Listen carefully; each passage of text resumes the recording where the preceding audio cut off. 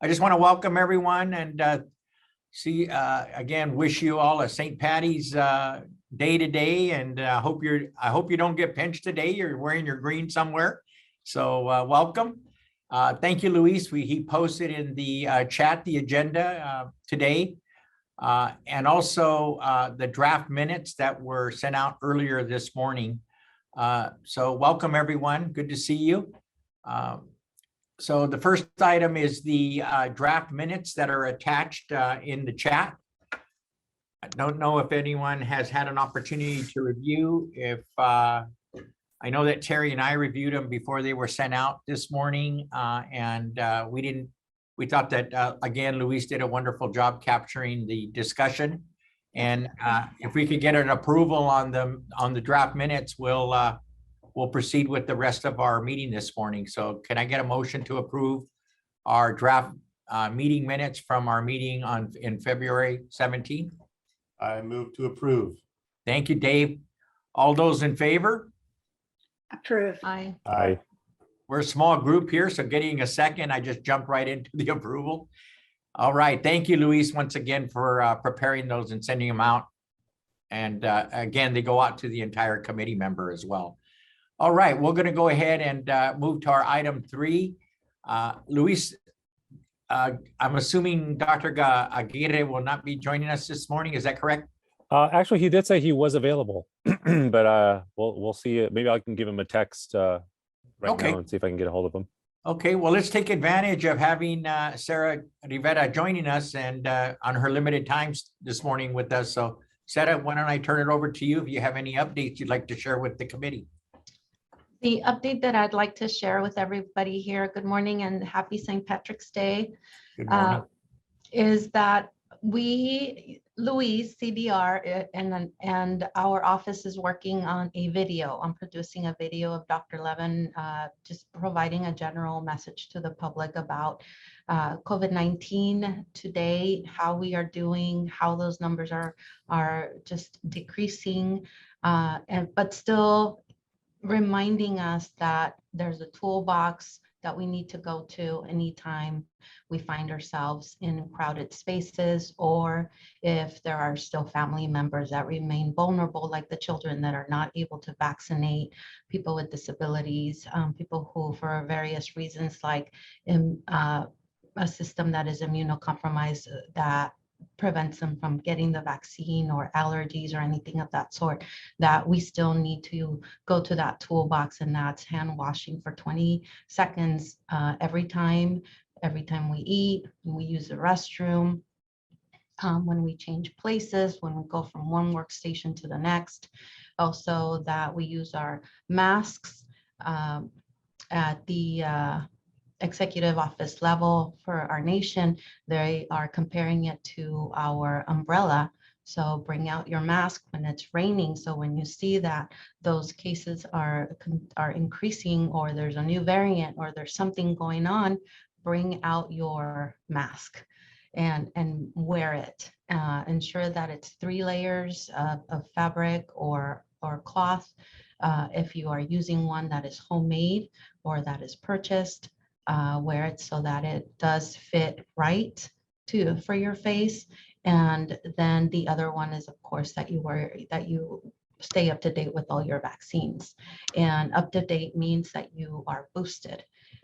If you need a 3rd dose, that means that you have a condition that compromises your immunity, or you're immune compromised, so you need that 3rd dose. But getting that one does not mean that you are fully vaccinated until you're boosted. And so that's what we're doing. So instead of one long video, because the request is for us to touch on all the bullet points of his last update to our BCCF grantees during the last Monday morning meeting. And that also touches on therapeutics. And therapeutics in of itself it just has a lot of detail. So what I'm thinking, Luis, and if it's okay with you, Jack, is maybe provide a scripting for 3 different videos.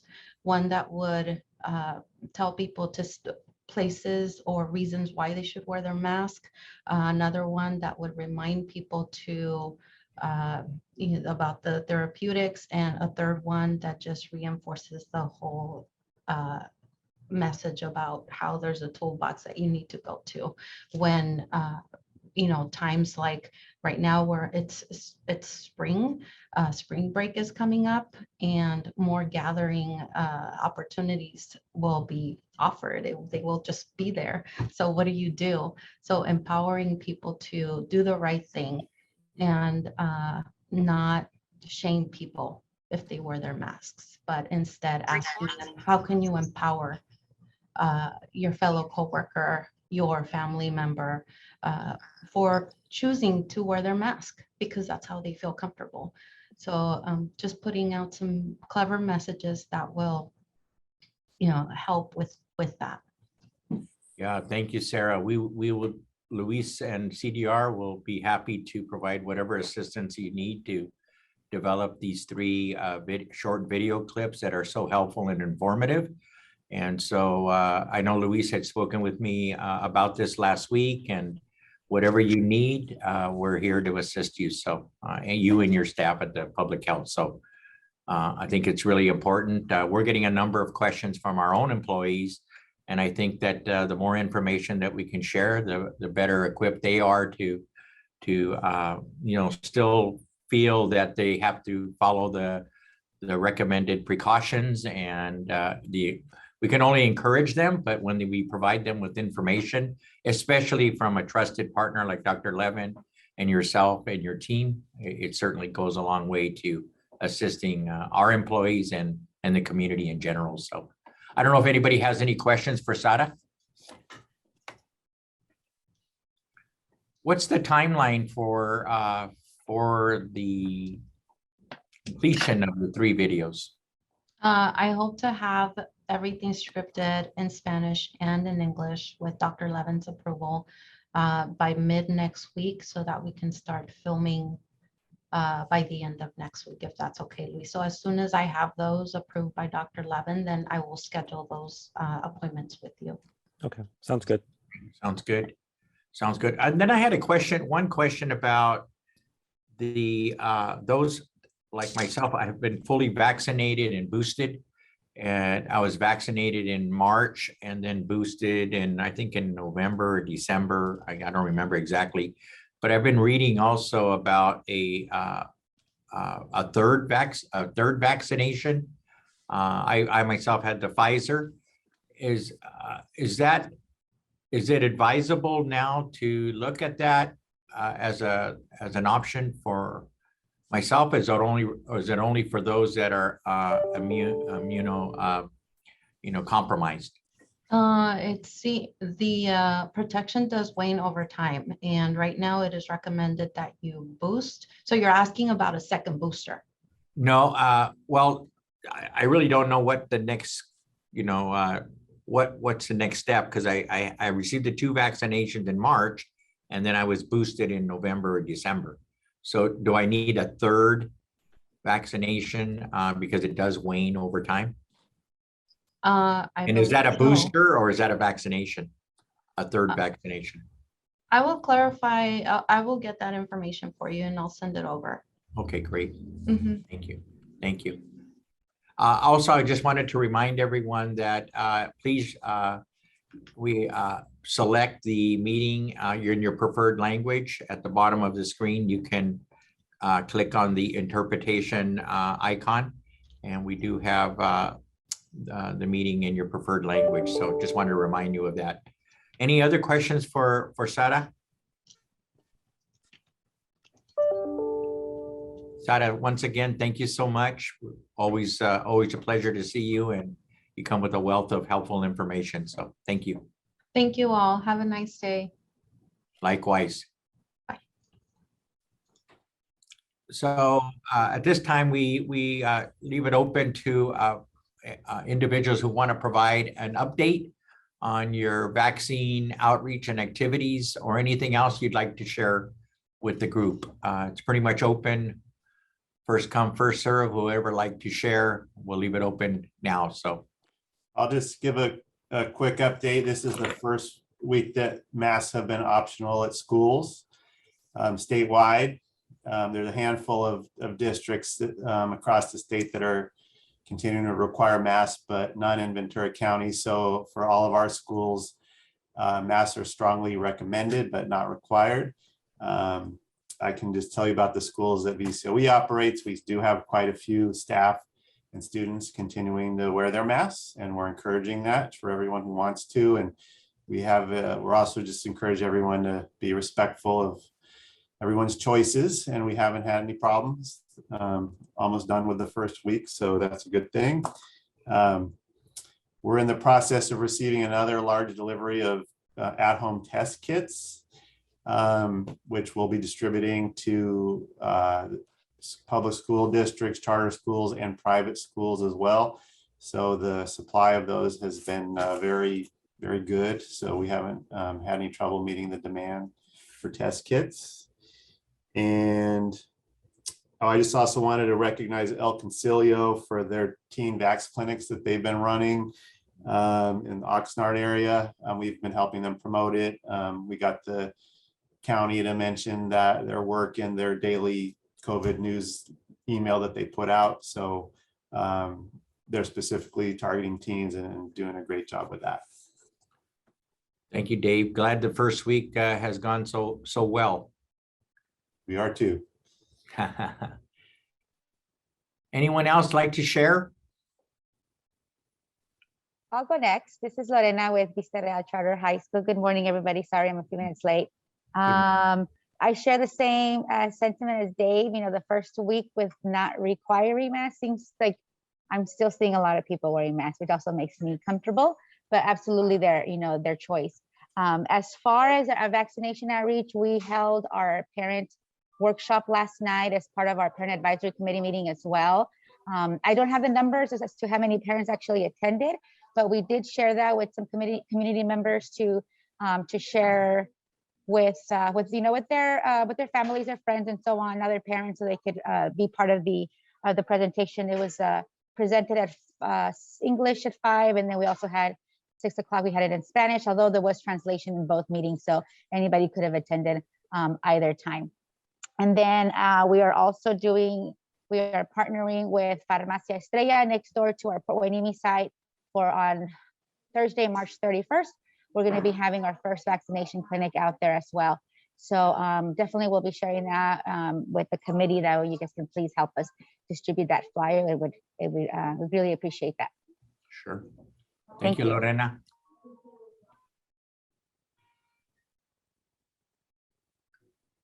Good morning, Carolina. Good morning. I have a question. I was reading the minutes. I was not present in the last meeting, and I haven't heard about the oral medication to combat COVID-19. Can you guys tell me something about that?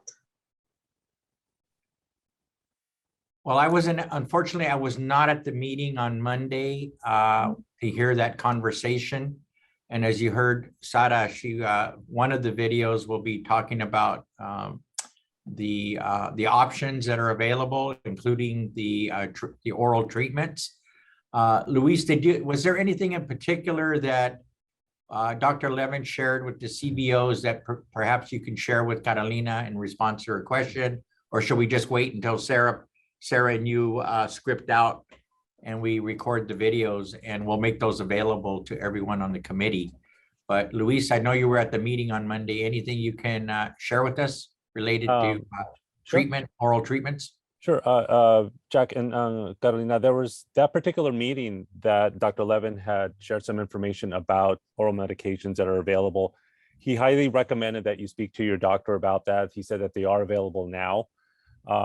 It's one of the reasons why we also contacted Sara to see if we can have Dr. Levin talk a little bit more in detail about that. So I can also send you a copy of that meeting. There's a link to that meeting. And I know Sarah has been going through it to work with Dr. Levin to make sure that we cover as much as possible on those subject matters. And I think it's also a good idea that we're going to be splitting that video up into smaller chunks, through a series of 3 videos, so that we can focus a little bit more on each one. But it was highly recommended by Dr. Levin that you do look into that and that you do speak to your doctor regarding those medications. I know they are available right now. That's pretty much as far as he went, but I'll send you the meeting right after we're done with this one, so you can take a look at it and hear about what else he may have added to that one. But the videos, the purpose of the videos is to be able to share a lot more detail about each one of those subject matters. Okay, and so that medication, if available, and then that will be only like when you have kind of a flu, and then you take the medication to get over with. It's not going to come in place of the vaccine, right? Or do you know anything about that? That's a good question. I won't even try to answer that because I don't have the answer for that. Okay. But those are really good questions to ask, and I know when I talk to Sarah probably later on this week, we'll go over some of those things, and including I'll make sure I put that question in there to make sure that Dr. Levin covers that. Thank you. Great questions, Carolina. Is there any other questions as Luis prepares to meet with Sara related other than the oral treatments? Anything else that we can carry forward when Luis meets with Sara later this week or early next week? I have a question. I apologize, I was late. Are any of those videos going to talk about I'm under the assumption that the governor had signed stating that students COVID-19 vaccine was going to be required starting the new school year. So I was just wondering if that's going to be also discussed or looked a little bit further into. Good question. Yeah, that's a good question. As far as I know, that wasn't discussed at that one meeting, the CBO complete meeting on that Monday. But again, I can bring that up with Sarah and see if Dr. Levin has information that he can provide, or if that might be somebody else that might have to address some of those questions. As far as I know, the governor months ago said that they do plan to require COVID vaccine for students at some time during the next school year. But as it stands now, there would be parents would have the ability to have an exemption for any reason, religious or otherwise, that they don't even really have to give a reason. So obviously that makes it a lot less enforceable than the way it is now for measles and mumps and other vaccines, which are required, and it's difficult to get an exemption. There's legislation introduced that would remove that exemption, but it's still going through the process, and it's not clear that that's going to pass. So how strictly vaccines will be required in the next school year for students is still kind of an open question. Thank you. Great questions, and it looks like Luis has a couple of bullet points based on those questions to follow up with Sara. Really good questions. And are there any other questions or shares this morning? Yes, good morning, everyone. Do you guys have any information about the new variant and the fourth, I don't know if it's a booster, the fourth vaccine that I've been hearing on the news about a fourth vaccine, and there's a new variant going on? Olga, that's a very good question. I know in our last meeting this past Monday, there was not any details about the new variant. I know that's been in the news just recently in the last couple of days or so. But that's another good question. I'm not sure again if Dr. Levin would have enough information at this point to be able to talk a little bit more about that one. But I can definitely share that one with Sarah and Dr. Levin as well, because I think that's something that I know a lot of people are very concerned about, because it has been reported a little bit more recently. And Olga, welcome, Olga. Also, right before you logged on, I had asked a question to Sara about another vaccine or another booster. She wasn't prepared to answer that today, but she definitely made a notation, and she was going to get us clarification and talk to Dr. Levin to get us some more information on that particular question. It's a great question, and we are going to be following up. Thank you.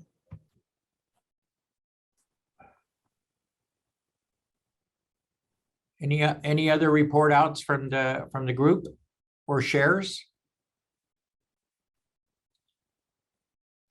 Well, I'll also share that our 27 Head Start preschool centers located throughout Ventura County. In fact, 16 of the 27 are in the Oxnard, South Oxnard area.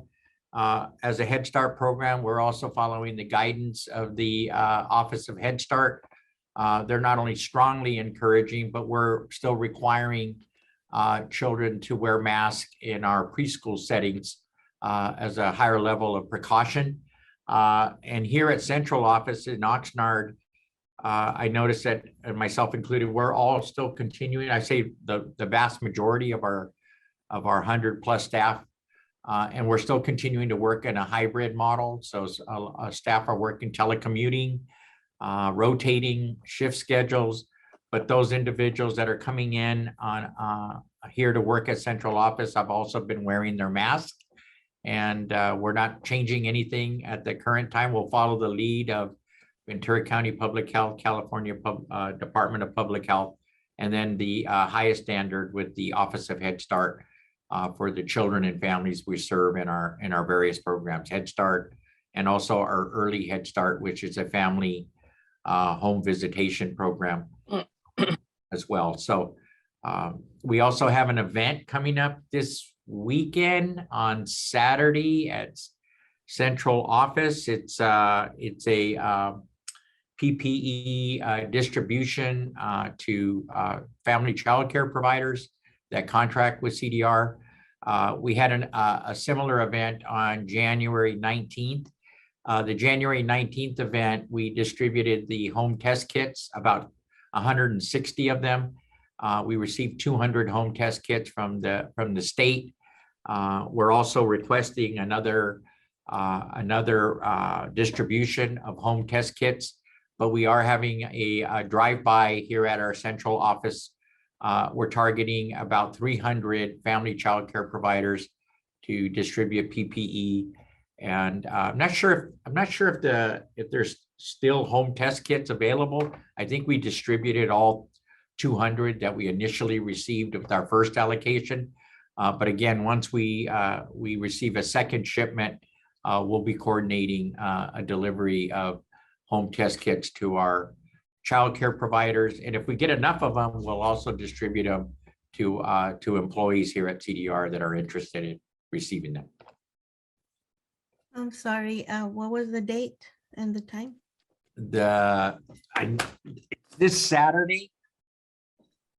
The time is, Luis, I know is it 10 or is it 9? 10 to 12. 10 to 12. Okay. Mhm. It might start a little early because I know a lot of the times we have more families arrive early, and sometimes it'll start about 9:30, a little bit half an hour before, and I think they're expecting over 300 families, I believe, this time around. So 300 providers. Yeah, so they may start around 9:30.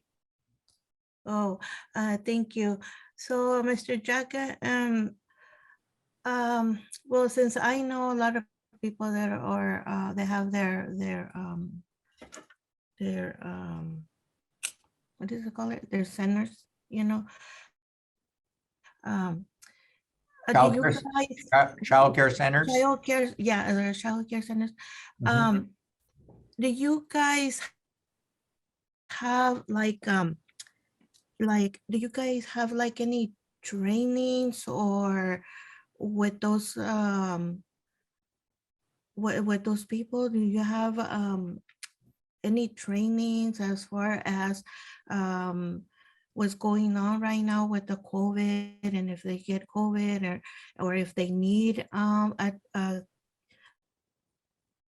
test, where to go, if they can go to your center or Well, to get one, or yeah, we because I know Mhm. specifically my cousin has her childcare, and I know that there was a lot of people that got sick, and some of them got COVID, and kids and moms and her family and stuff.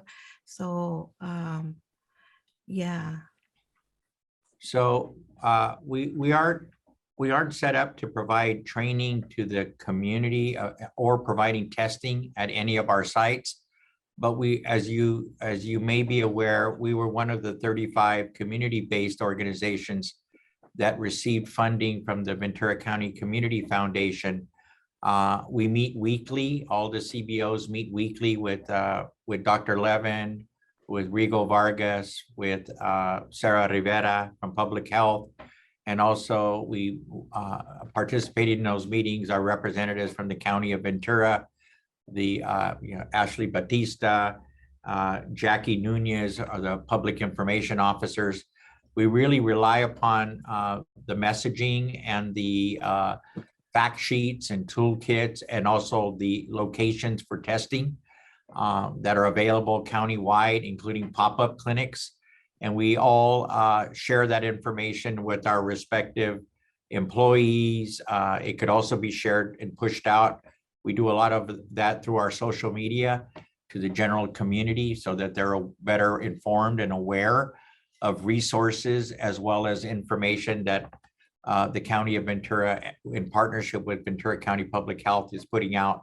However, to your specific question about centers or family childcare, they can always contact CDR, especially those that we contract with. We contract with over 600 licensed centers and licensed family childcare homes, and they can contact CDR, and I'll put the number in the chat, but we also have our an extension line, extension 5112, that will that is reviewed regularly by our resource and referral department staff.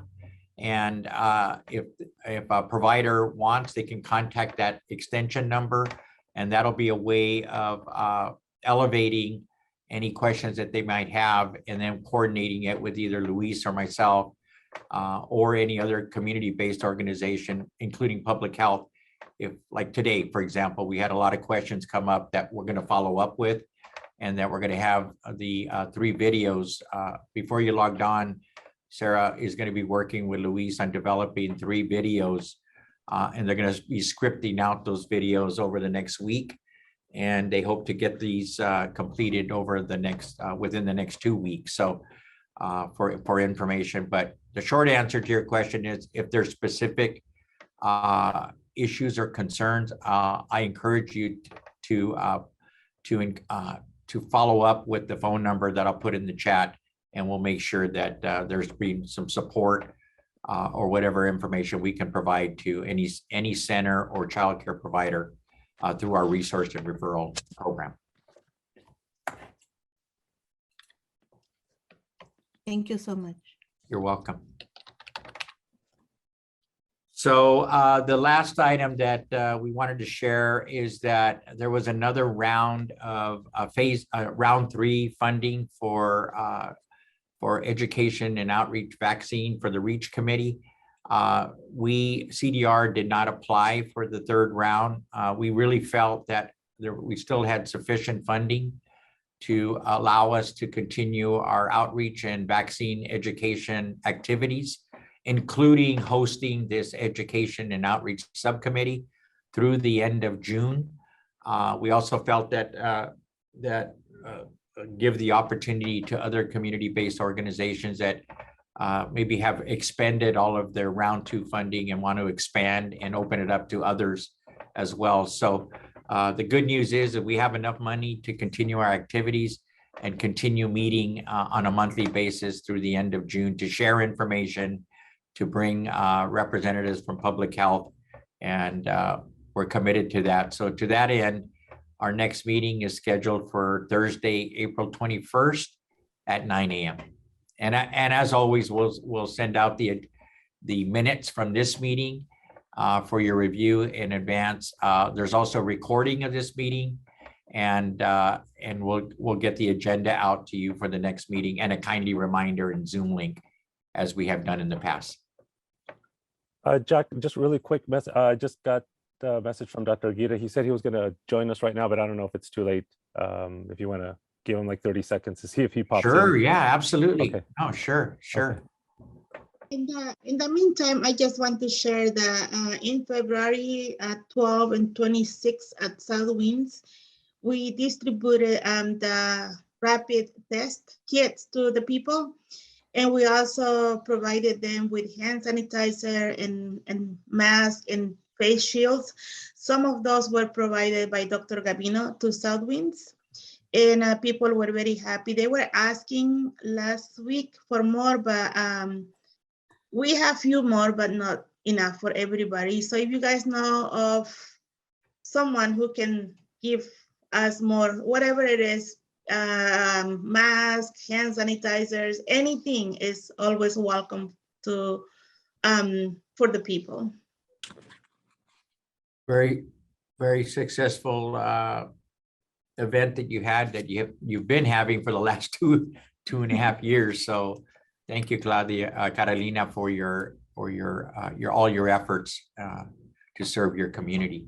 So Thank you.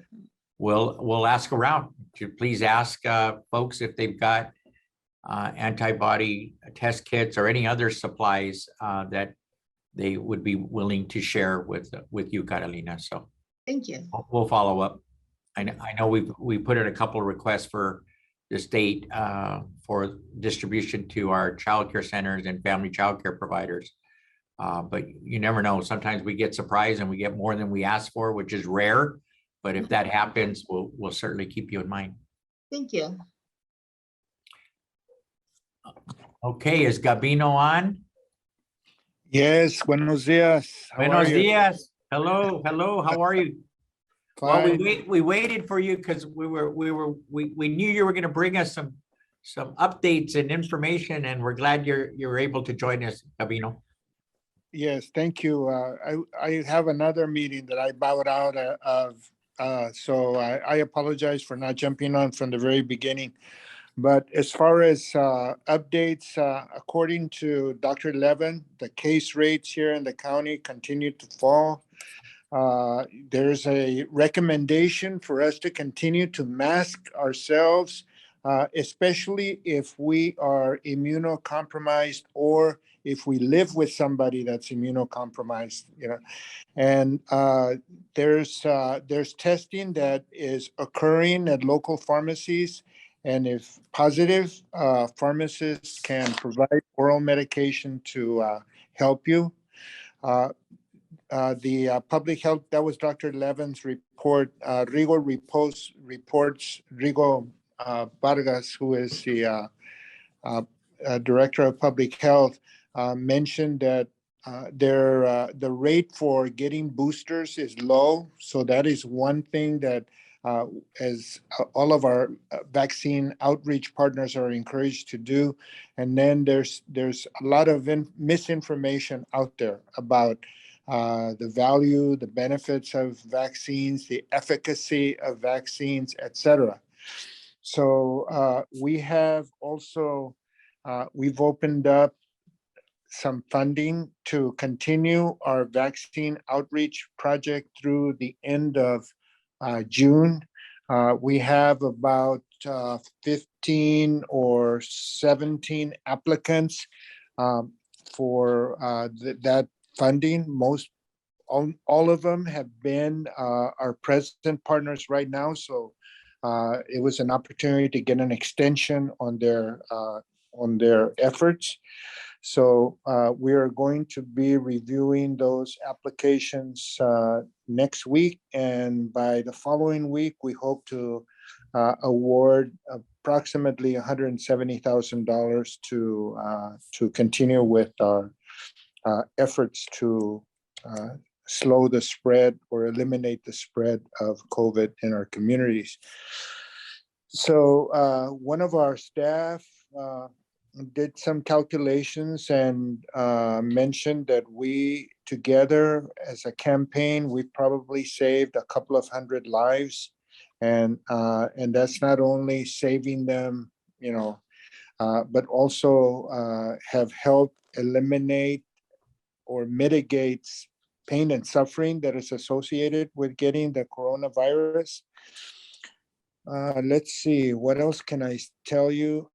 There's the American Rescue Plan is providing some funding through the county for local organizations, not only for continued vaccine outreach, but for other things related to COVID impacts in a community.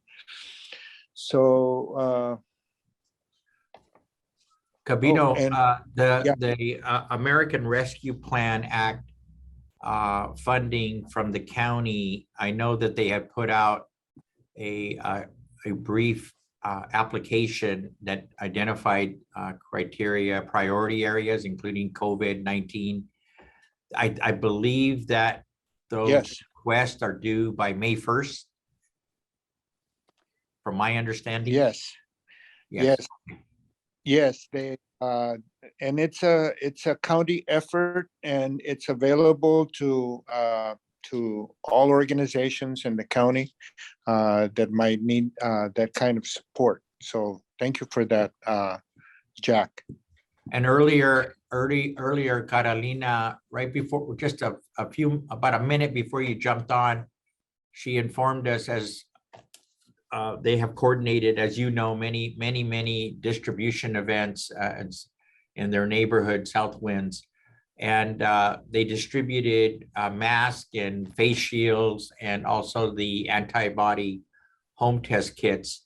Many of the individuals that she saw recently at their event, she was appealing to us to see if there's any other community-based organizations and or county public health that might have additional mask, shields, or antibody home tests.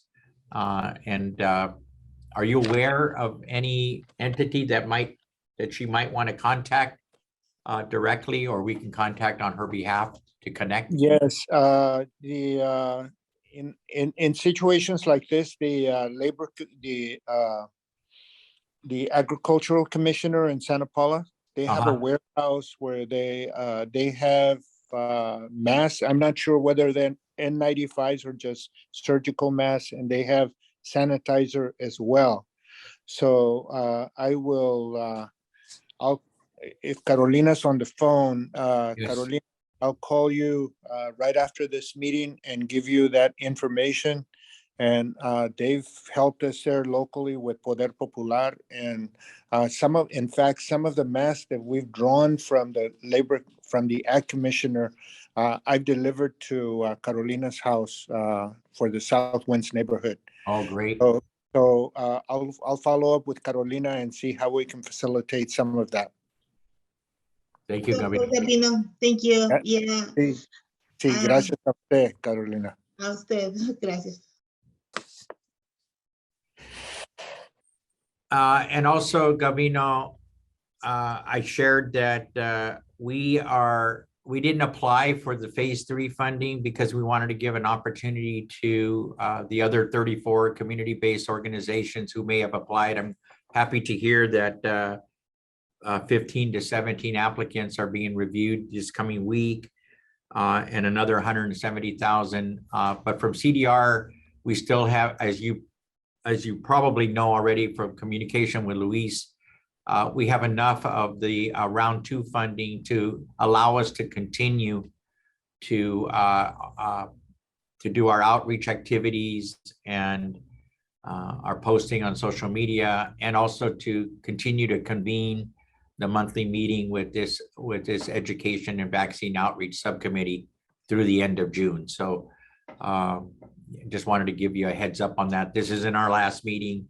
We'll have a few more meetings before the end of the fiscal year. So, and want to thank you and VCCF for your support with round 1 and round 2 funding, and we sincerely appreciate it. It has allowed us to be part of this campaign that has really delivered some real positive outcomes, which I'm glad that you shared with us as well. Yes, and as round 3 funding actually was available to partners who had received round 2, and I think you're the only organization that did not apply. And I'm glad to hear that you still have some funds to work with, Jack. So we're moving forward to continue to protect our communities. Absolutely, absolutely. And then the other item that Sara Rivera, I don't know if you're aware, but has reached out to Luis, and public health is scripting right now. They hope to have it done by the end of the week or early next week. They'll be working with Luis on the development of 3 short videos of Dr. Levin providing some clear information. I think it was covered at our Monday meeting. I wasn't able to attend that meeting, but wanted to inform you and let you know that Luis will be assisting Ventura County Public Health with the development of those 3 videos in English and Spanish. Well, based on the previous productions by Luis and company, there could be no better person to help Sara and the Public Health Department in developing this type of videos.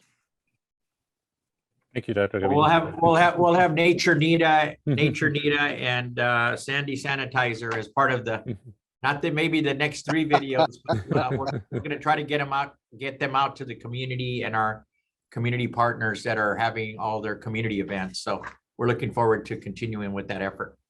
Dr. Gavino, I also want to just quickly let you know that we reached out to Ventura County Library, and we're working with them closely on a couple of projects. But we also plan to visit some of their story time hours throughout the different branches. That's kind of the goal, taking our Sandy character and being able to visit with families and kids. I'll walk it over back to you. So I was telling Jack that we were already invited to the Ojai branch library, and it'll probably spread throughout the summer. That'll give us an opportunity to go out there and be able to interact with families and children as well. Yeah, there's 2 or 3 events in the Santa Clara Valley that you might consider, or we can talk about participation by some of your characters, and those include El Día de las Madres and Día de los Padres celebrations. El Día Internacional del Niño also is happening, and then there's a Copa Poder Popular, which is a soccer tournament during the summer. So we'll keep tabs on that.